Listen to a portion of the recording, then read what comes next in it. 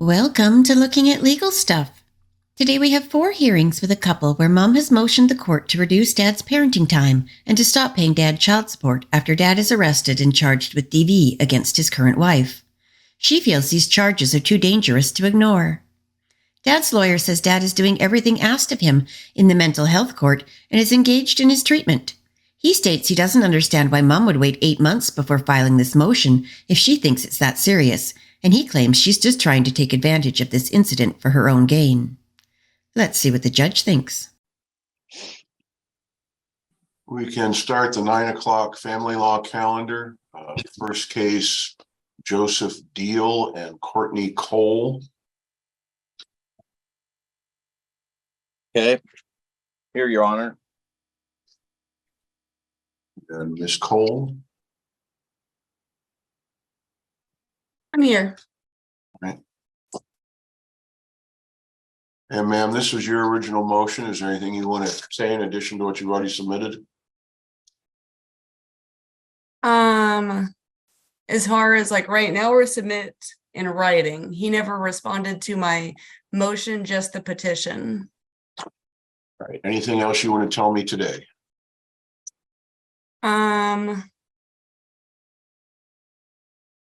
Additionally, since the petition was submitted, I found out that his wife has a job and the children are home alone while both of them are at work. Mr. Deal, anything you wish to tell me? Yeah, I was served the papers on the 19th of September, and I only had 9 days according to the summons to respond. I'm currently retaining my lawyer, Chad, that I had from the previous custody hearing, and he's out for vacation this week. So I'm asking for a 2-week continuance. What's your position about what happens with the children in the meantime? They remain here and go to the school that they have been going to for the last 8 years. What's the status of your felony charge? Mental health court, I guess, would be pending still until I complete the program. So you've been admitted into mental health court? Yes. When did that start? August 18th. And I've been fully compliant with what the court wishes. Just to add that in there. All right, ma'am, anything else you wish to tell me? I would just prefer it when I had my lawyer present. And Ms. Cole, anything else you want to tell me? I don't know if it really is either here nor there. He says he only had 9 days to respond. Process server stated that she heard him in the home when they were served. He refused to come to the door, so his mom was served, but he was aware. Yeah, but it says on okay, sir, Mr. Deal. Yes. You're not up to talk yet. Sorry, Your Honor. And ma'am, your visitation currently is Thursday till Monday? Thursday through Monday, and then Thursday overnight, and then it's not until the following Thursday through Monday, and it alternates like that. And how far apart are you two physically? How far away are the kids from your house? From my house to his house, it's about 40 miles. Okay. All right, I'll set the matter for October 26th. Pending that, we're going to maintain the current parenting plan. Ms. Cole is also entitled to regular phone calls if that's not happening already.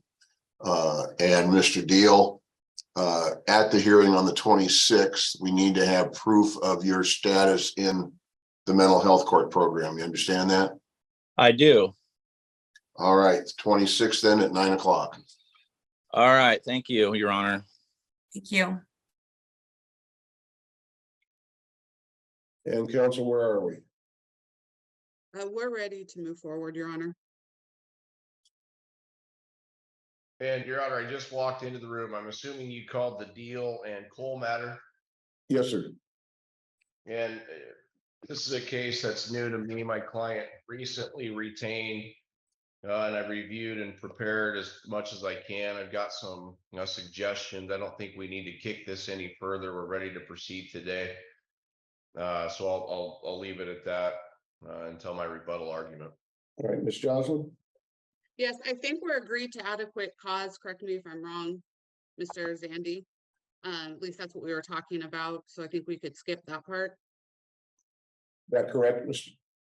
Zandy? Well, I think anytime there's an allegation of substance abuse and domestic violence, I think it's pretty clear that adequate cause is appropriate. So I think we'd stipulate to that. I think the only issue for today is what we do moving forward. All right, I'll sign that adequate cause order. All right, Thank you, Your Honor. go ahead.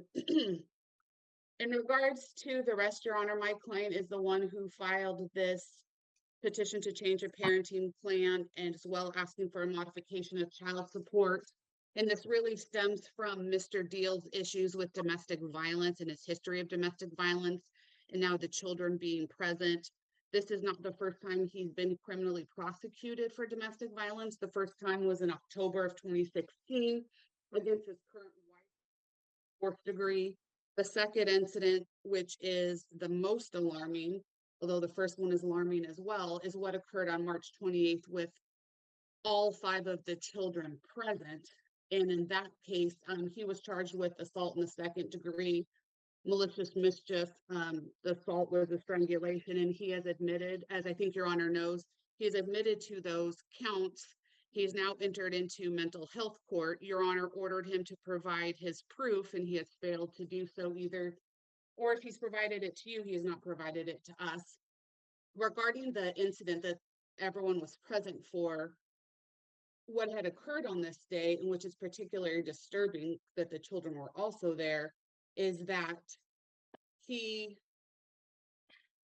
knocked his wife's phone out of her hand, or he grabbed it, threw it, broke it, grabbed her on top, grabbed her neck, got on top of her, and threatened to kill her. This is what his wife directly told the police. She was so shaken up by this incident that she was hyperventilating. She unfortunately urinated herself. Like, dispatch could hear her saying, "He's choking me," and they could hear Joseph yelling in the background. Even the party's daughter, Courtney, and Joseph's daughter, Avery, called her mom in hysterics saying, "Hey, Dad's hitting and choking Shira. Police are here. What do I do?" And Your Honor, I would just enter a preliminary objection to any hearsay because that's a significant amount. I would ask the court not to consider that. I mean, I understand your position. I think we've got excited utterance issues here that probably apply. I'll allow yes, it. thank you, Your Honor. We also have Mr. Deal, who's admitted to the assault. So that's admitted in his criminal. We also have text messages that his wife sent to my client on the 31st saying that she saw this coming, that she thinks that he's going to have a lifelong anger issue, and basically alluded to the fact that their child's depression could be the cause of why he got so angry, or one of the reasons. We also have the issue of Mr. Deal violating his no contact order, because as soon as this happened, Mr. Deal had a no contact order where he was supposed to be away from his wife, out of the house. And August 12th, he violated it, came over. So he disregarded a court order. So that's our other. Let me ask one question that brings up. Are there any orders, no contact orders in the criminal case affecting the children in this relationship? No, the criminal contact order has since been rescinded. They had tried to rescind it multiple times, it got denied, but it's now rescinded. He's in mental health court, but it's not affecting these children. All right, go ahead. Okay, thank you, Your Honor. So since that incident, up until the no contact order was recently rescinded, the children with my client primarily, Joseph chose for it to be this way. He certainly could have taken the children with him to his parents. He chose not to, or to his moms. He chose not to. He acquiesced. He agreed that my client has been the primary caretaker. It's not just these, while these are 2 major incidences, these are just not the only incidences the children have witnessed. They're witnessing constant screaming and yelling. and all of these issues between the parents and the constant fighting. I know opposing counsel is going to say, oh, but nothing's happened since March, that we need to not do anything. Well, what's happened is he's violated the order and he's now back home. So now the children are in the same situation that they've been in this entire time. And so our position is that it needs to be modified pursuant to our orders. Mr. Deal has had more than 5 weeks to respond. He's chosen not to. In his petition, he specifically states, I'm going to meet with Chad Zendy on October 9th, then comes to court on the 12th and tells Your Honor, I haven't had a chance to meet with him. And he still hasn't provided any response. He still hasn't provided any mental health, which you ordered him to do. So we're asking that our parenting plan gets adopted. The children are to be enrolled in middle school. We understand, Your Honor, likely the best way to do that is at a break in December. So my client would be agreeable to a December. We ask that child support is set where he pays her $350, which is a deviation from $1,000 a month. And that my client's duty to pay him child support is set to 0 because she's been paying him this whole entire time. And she has a garnishment, so we need the garnishment to stop. Mr. Zandy? I think Your Honor's court's aware I'm very recently involved in this case representing petitioner Joe Deal, and my client disputes largely a lot of the allegations of the impact on the kids that have been presented. Again, this incident occurred back in March. That was 8 months ago. I guess that my initial inquiry would focus on the fact that if this was to the magnitude that we now see well into the fall, nearly 8 months later, why was it only recently brought to the court's attention? But also assume that there's very little response from Ms. Cole related to what my client does state and does file for this court, in which acts as a declaration that was attached to his formal response to the petition for adequate cause. Namely, I think it's really easy to cherry pick on instances that are of concern, and I'm certainly not minimizing. My client certainly doesn't minimize what happened back in March. We agree that that's the basis for adequate cause, but we would also ask the court, and again, Ms. Cole specifically, to address the instances in her current relationship. We've got 2 kids who have enjoyed and thrived under the parenting plan that was entered by agreement of these parties back in 2016. We now have a 16-year-old child who is ingrained in the Kelso School District. By all intents and purposes, is doing very well in the Kelso School District and does not want to leave her friends, does not want to leave her current home. And that's an issue for a GAO. So again, if we have the issues that Ms. Cole assumes that we have, and my client disputes the fact that there's been she's had custody of these kids since March. That just simply is not borne out by the facts. And again, that's an issue that's ripe for GAL investigation.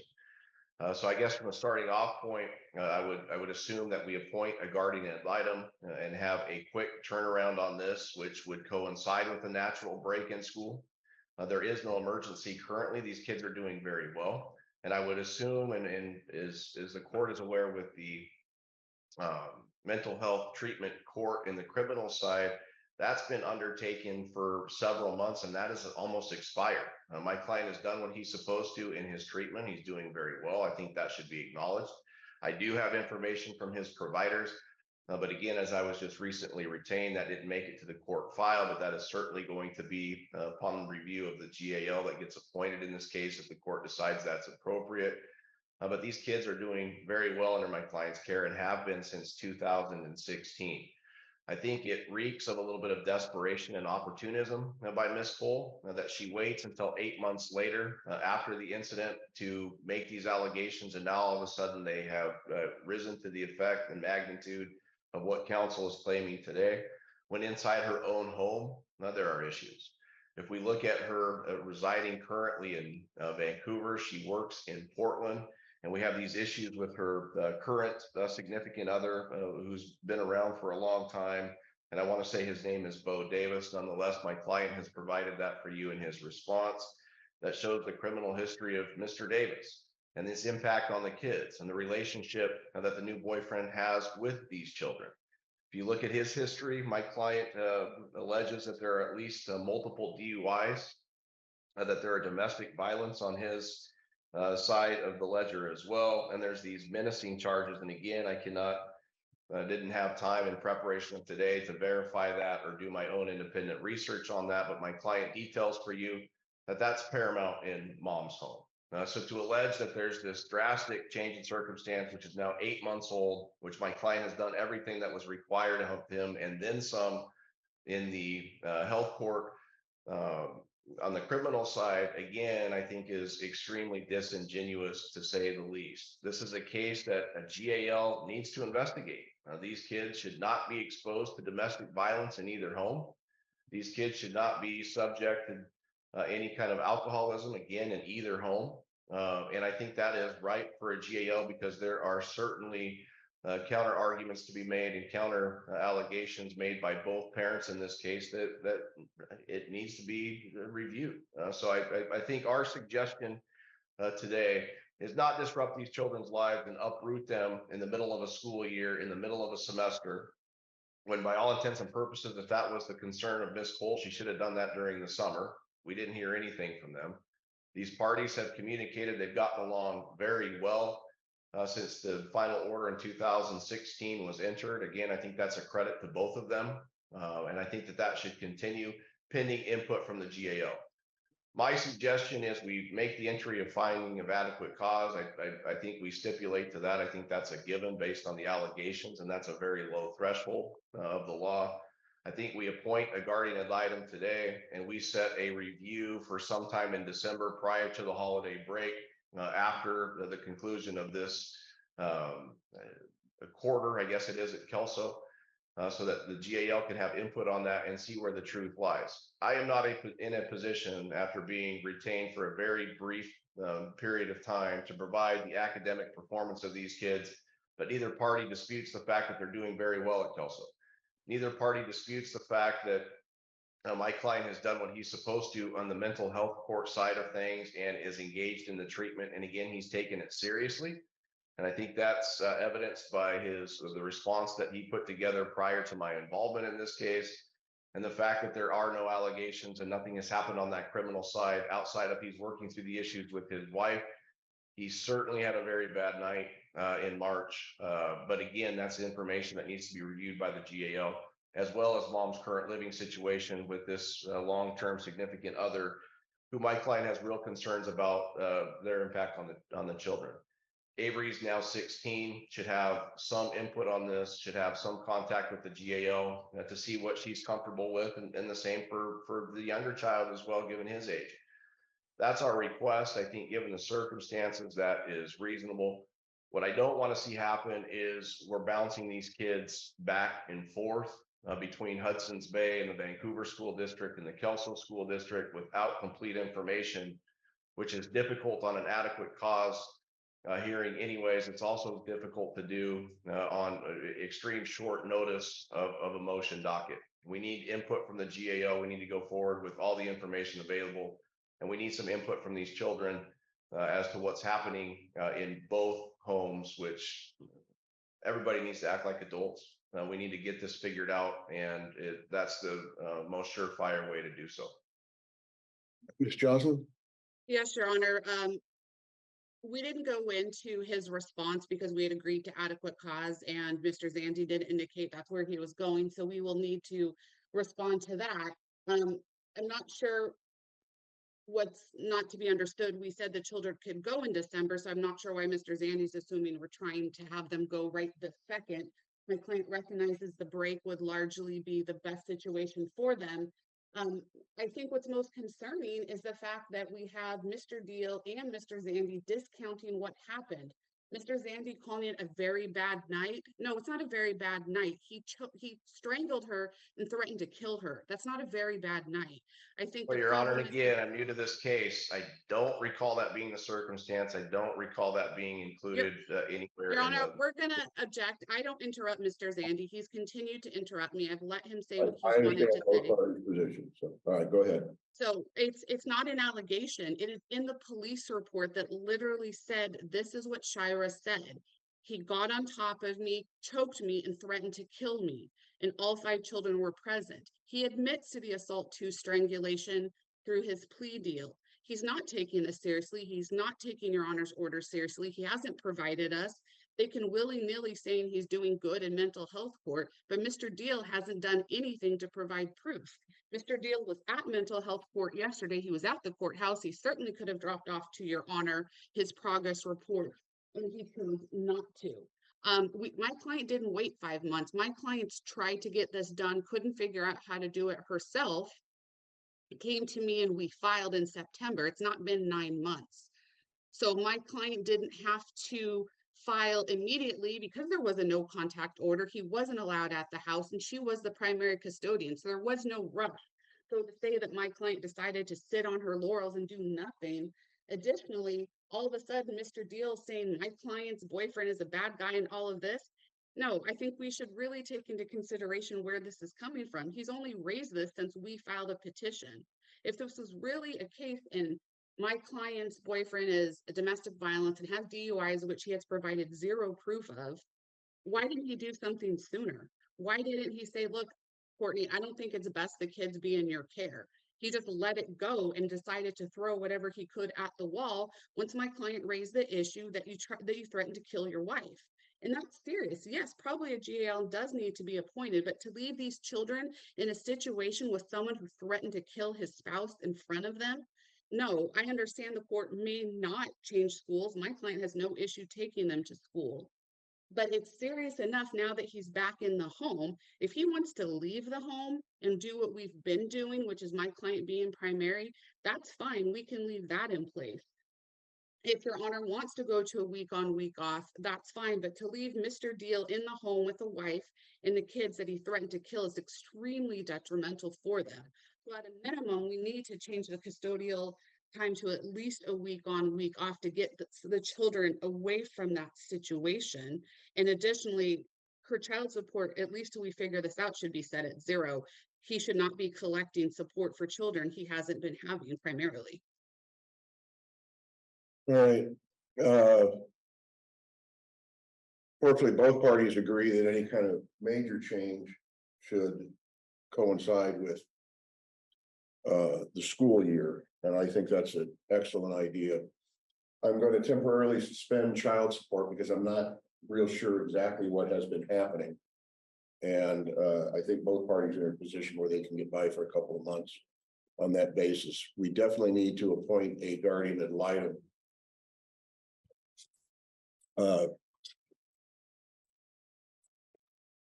The parenting plan that we have been operating under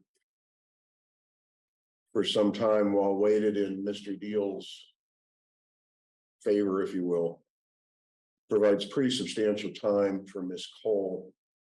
I am concerned if we go to a week and a week kind of a schedule, what kind of interference that's going to have with school for the kids. So I'm loath to do that right now. What I am going to do is this. We need to move this to an attorney docket. I note that Ms. Deal will have the first half of Christmas vacation this year. So I think we can set it fairly close to the Christmas holiday.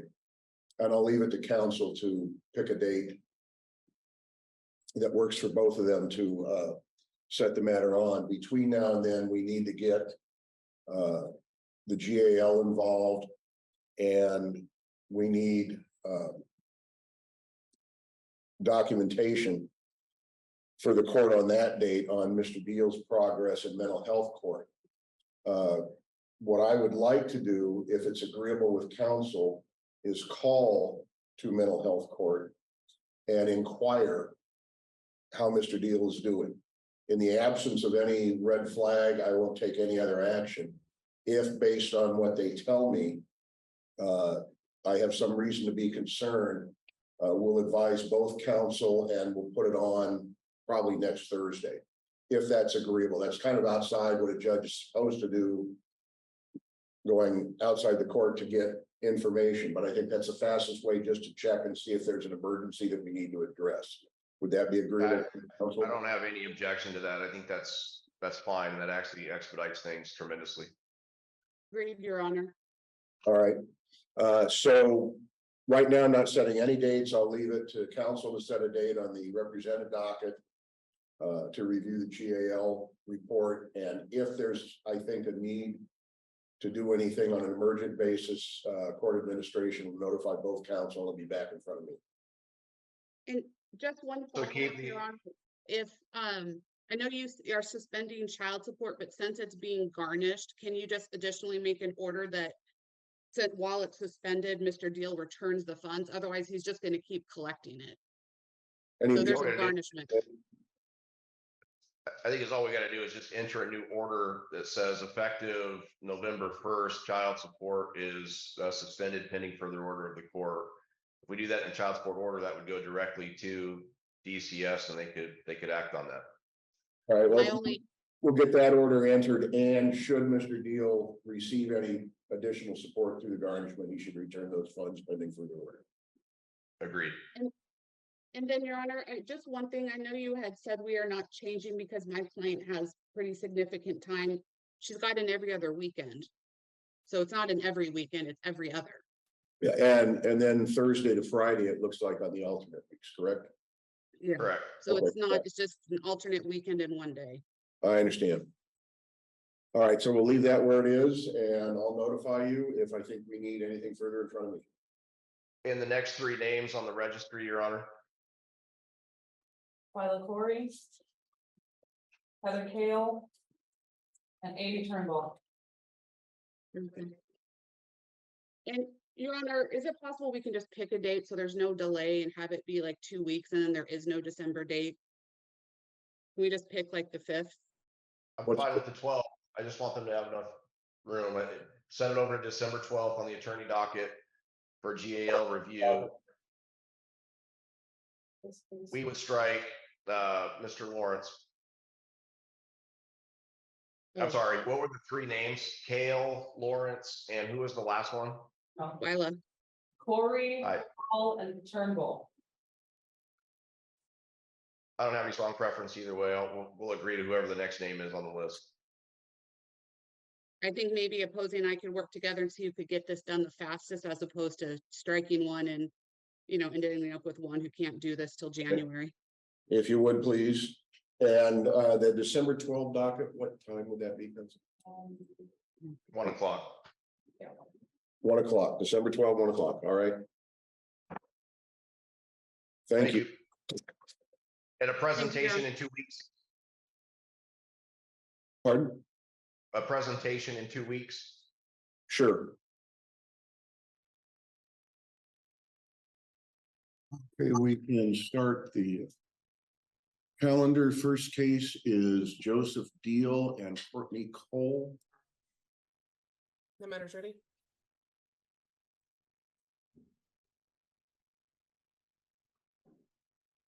Your Honor, I'm appearing on behalf of Mr. Zandy this morning. He indicated we did receive those orders from Ms. Jocelyn yesterday. We have yet to have the opportunity to look over those orders and discuss with our clients. So we were going to be asking for a set over this morning.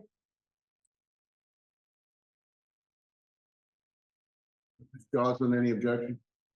Yes, Your Honor, we have the issue of a GAL report that needs to be done prior to 12/12. The GAL that we're going to use, Ms. Turnbull, needs a very tight turnaround to be able to do that. I had also sent in proposed orders for the original hearing that we never got a response to. The orders are very simple. Stop child support, order a GAL. There's nothing really to contest. And if we set it back 2 weeks, then it's going to be impossible for the deadline that we've set for the GAL. The order should have taken no more than a whole 2 minutes to review. And again, Mr. Zandy indicates that he just received those orders yesterday, so he had no opportunity to review them before this morning's hearing. I understand that we do need a tight turnaround.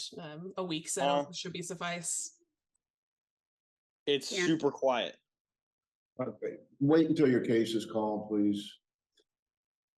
Yeah. Your Honor, if we even wait a week, that it's going to be impossible for the 12/12 hearing, which All is the right, hearing I'll date. call the order Mr. appointing GAL, I'll hold the other until next week. Okay, so we are going to sign the order for Ms. Turnbull. Yes. Thank you, Your Honor. Thank you, Judge. And same time next week, Your Honor, for the temporary orders. I'm sorry? You said same time next week to go on the temporary orders? Yes, ma'am. Okay, thank you. And so we are free to contact Ms. Turnbull to start this? Okay, yeah, that order is signed and we'll hold the oath. Okay, thank you. Thank you.